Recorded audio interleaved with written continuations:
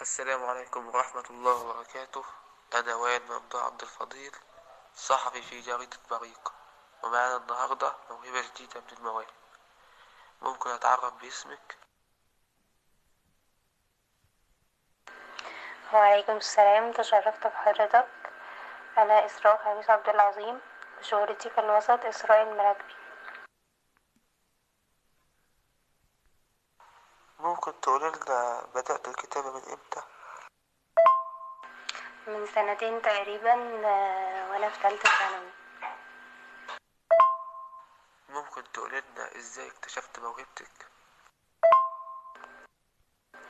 هو أنا في الأول كنت بكتب باللغة العامية عادي، بس كذا حد اقترح عليا إن أنا أكتب بالفصحى، فجربت ولقيت تشجيع من ناس كتير حواليا يعني.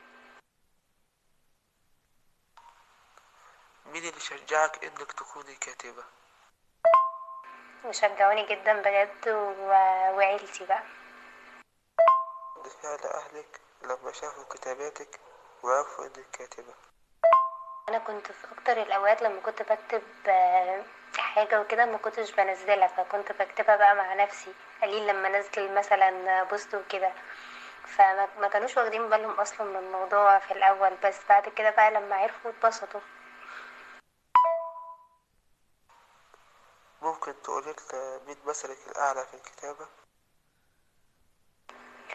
انا ما قراتش كتب كتير، بس اللي قرات له كذا حاجه وعجبتني الدكتور احمد خالد توفيق. ممكن تقولي لنا عن أعمال من أعمالك؟ كتاب خواطر مجمعه، اسمه ليالي ديجور. تقولي ايه لكل يشجعك انك تكوني كاتبة؟ في كل مرة كنت بكتب حاجة كنت بتبسط من ردهم عليا قوي، ان كانت بتعجبهم. وهما كانوا بيستغربوا اصلا، لو انتي اللي كاتبة ده بجد، مش مصدقين ان الكلام ده بيطلع منك وكده. بس كانوا بيبسطوني بكلامهم يعني. فشكرا ان هما في حياتي. تقولي ايه للأجيال المستقبلية عن الكتابة وتشجعيهم انهم يكتبوا ويستمروا في الكتابة؟ انهم ينموا من مهارتهم في الكتابة، وما ياخدوش بكلام حد في الاول، واني مرة على مرة هيبقى احسن بكتير من اول خطوة خدوها. تمام، شكرا، تشرفت بلقائك. العفو يا فندم، شرف ليا.